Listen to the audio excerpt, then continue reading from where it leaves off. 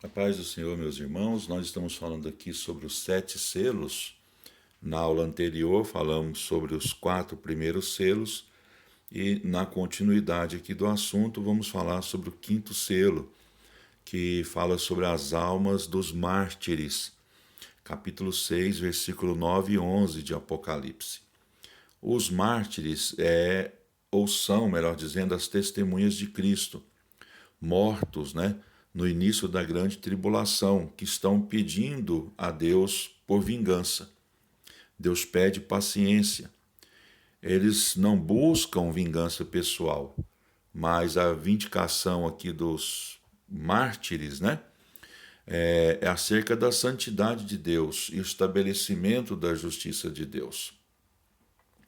A cena apresenta debaixo do altar as almas dos martirizados, aqueles irmãos que foram mortos porque não quiseram negar a fé em Jesus. Eles tinham um clamor, por isso a figura do altar, que é, ao mesmo tempo, uma pergunta: ó soberano Senhor, santo e verdadeiro, até quando não julgas nem vingas o sangue dos que habitam sobre a terra? Observem que eles estão absolutamente conscientes. Cada um recebeu um manto branco, símbolo de felicidade e de repouso. E a recomendação de que tivessem paciência, até que também se completasse o número dos seus conservos e seus irmãos, não deve ser pensado aqui nesta afirmação como uma equação matemática, mas que o fim não virá logo e que os servos de Deus ainda terão alguns tempos de martírio. Os mártires pedem vingança, mas a vingança não pertence a nós, e sim ao Senhor. Que eles tivessem paciência. A paciência e a perseverança são próprias dos cristãos. Nós temos aqui o 6º selo. O 6º selo são sinais no céu. Capítulo 6 de Apocalipse, versículos 12 até o 17. Ao ser rompido, trouxe um grande terremoto.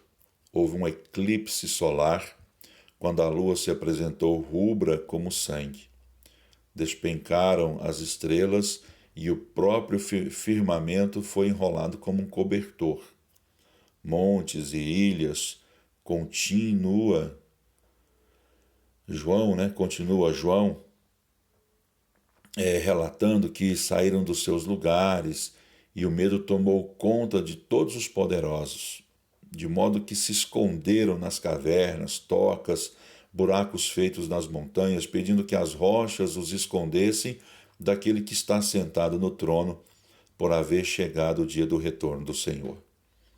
A catástrofe cósmica no tempo ou no fim dos tempos, quando Deus visitar sua criação no dia do Senhor, a Bíblia descreve de maneira pitoresca o julgamento divino que desaba sobre o mundo.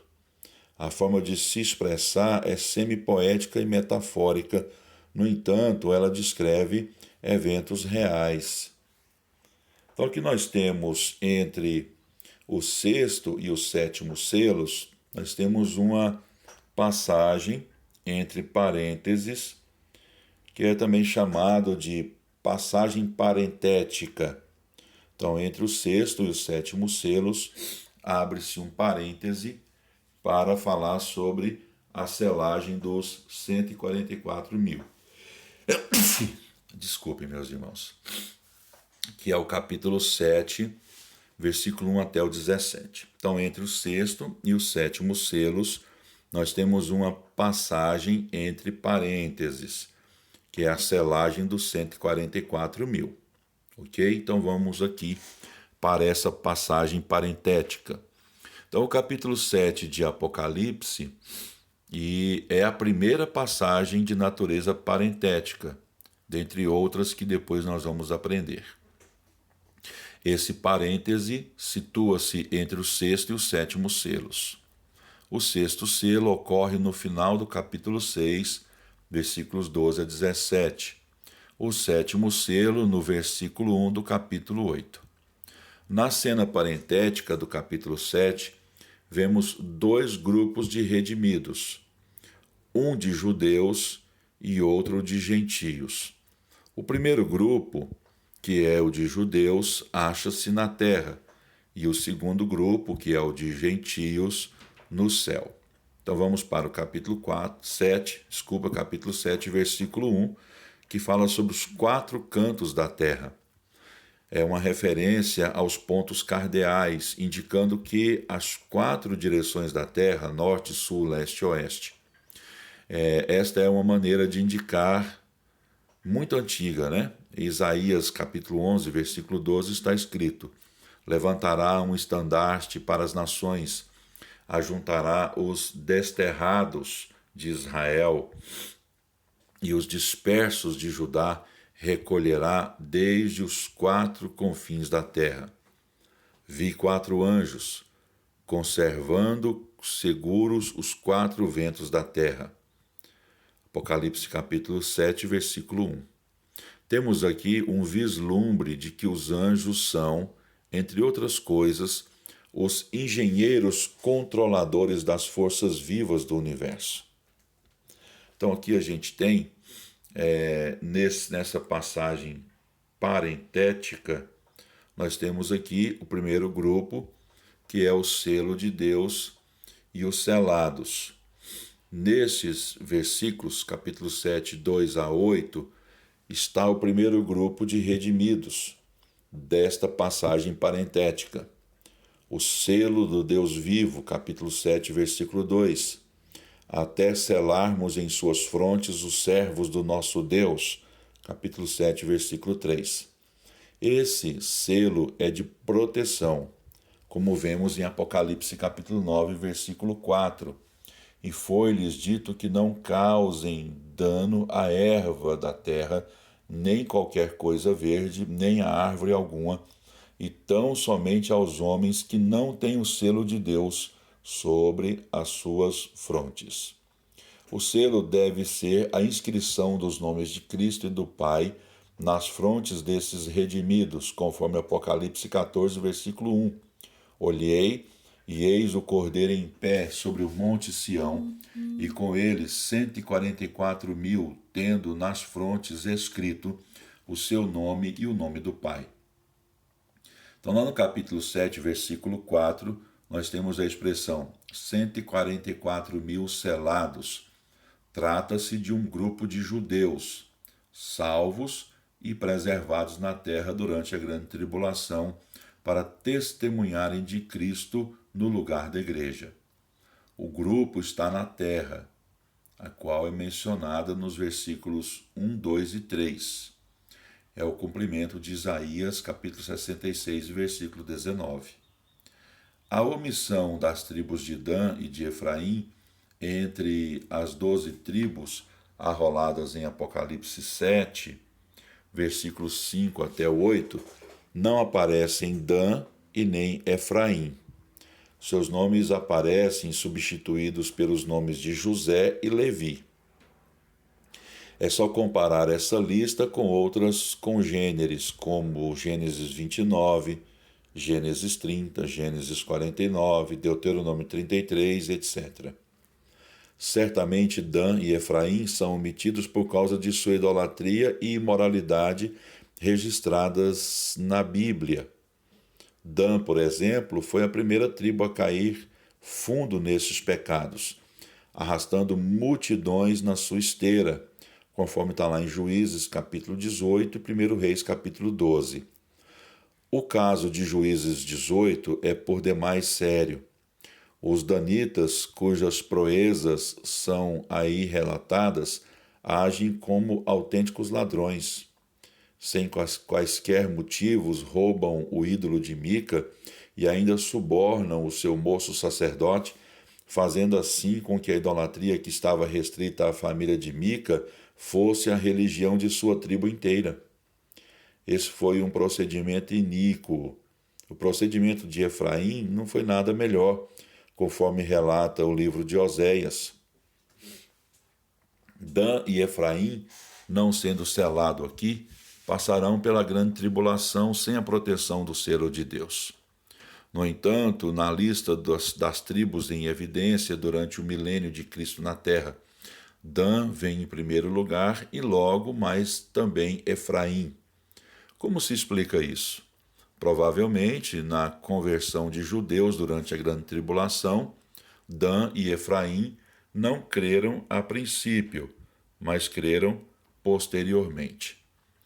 O caso de Ruben e Judá. Ruben, sendo primogênito de Jacó, foi rebaixado nessa lista das tribos do capítulo 7, vindo em segundo lugar. A primazia coube a Judá. Certamente esse revés de Ruben vem do seu abominável pecado registrado em Gênesis capítulo 35, versículo 22, Gênesis 49, versículos 3 e 4, e 1 Crônicas capítulo 5, versículo 1, demonstrando sua inominável fraqueza de caráter. Por outro lado, a razão de Judá, não sendo primogênito, ser o primeiro da lista do capítulo 7 de Apocalipse, talvez venha do fato de Cristo ser o descendente dessa tribo. Gênesis 49, Hebreus capítulo 7, versículo 14 e Apocalipse capítulo 5, versículo 5. Depois os irmãos leem essas referências. Lembremos-nos de que Apocalipse é o livro da revelação de Jesus Cristo. Portanto, a ele está, ou cabe a ele, melhor dizendo, toda a preeminência. Apesar da omissão de Dan e de Efraim na lista do capítulo 7, versículos 5 a 8, o total de 12 tribos permanece o mesmo.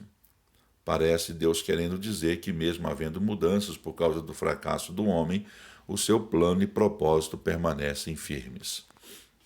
Então vamos para o segundo grupo de redimidos. O primeiro, de gentios aqui na terra durante o período da grande tribulação. O segundo grupo de redimidos selados está no capítulo 7, versículo 9 até o 17, e se encontra no céu e é constituído de todas as nações, conforme o texto mesmo diz: depois destas coisas vi, e eis grande multidão que ninguém podia enumerar, de todas as nações, tribos, povos e línguas, em pé diante do trono, e diante do Cordeiro, vestidos de vestiduras brancas, com palmas nas mãos. Então esse grupo é constituído de gentios salvos durante a grande tribulação. Então, em resumo, antes da abertura do sétimo selo, que está lá no capítulo 8, versículo 1, onde surgirão 7 anjos com 7 trombetas, há uma passagem entre parênteses, que é o capítulo 7 de Apocalipse, que fala de 2 grupos de redimidos. O primeiro grupo é de judeus que se tornaram cristãos, aceitaram o Messias durante a grande tribulação, e eles foram ali selados na terra. O segundo grupo é de gentios salvos de todas as nações que foram salvos durante a grande tribulação. Ok? Então vamos aqui para a abertura do sétimo selo. O silêncio no céu, capítulo 8, versículo 1 até o 5. Após o intervalo do capítulo 7, o Cordeiro abre o sétimo selo. Subitamente cala-se toda a música, cânticos e vozes em volta do trono. Reina então um silêncio total nos céus por quase meia hora. Até este momento, toda a atenção achava-se voltada ao trono, às pessoas e eventos que o cercavam. Agora que o sétimo selo é quebrado, o livro pode ser aberto. João não terá mais visões do trono. O conteúdo do livro começa a ser visto. A atenção é toda concentrada sobre a terra e os horrores que ela terá de suportar. Esse sétimo selo conduz ao julgamento das 7 trombetas que se seguem. Logo após, entrarão em cena mais julgamentos da ira de Deus. 7 anjos receberam trombetas. Dessas 7 trombetas, 4 são tocadas no capítulo 8, 2 no capítulo 9 e a última no capítulo 11. O uso de trombetas aqui deve ser compreendido à luz do seu emprego no Antigo Testamento. Trombetas são usadas para convocar o povo e anunciar o juízo, como no caso da tomada da destruição de Jericó, conforme Josué capítulo 6. Capítulo 8 e versículo 3 de Apocalipse. Veio outro anjo e ficou de pé junto ao altar, com um incensário de ouro, e foi-lhe dado muito incenso para oferecê-lo com as orações de todos os santos sobre o altar de ouro que se achava diante do trono. O incenso era o modo gráfico, concreto, como o hebreu dizia que a sua oração subia aos céus. O anjo toma então o fogo do altar e o joga à terra, resultando em problemas cósmicos, terremotos, trovões e relâmpagos. Os anjos então se preparam para tocar as trombetas. Então, na próxima aula, na parte 8 da nossa aula 124, nós vamos falar sobre as 7 trombetas. Que Deus abençoe cada um dos irmãos.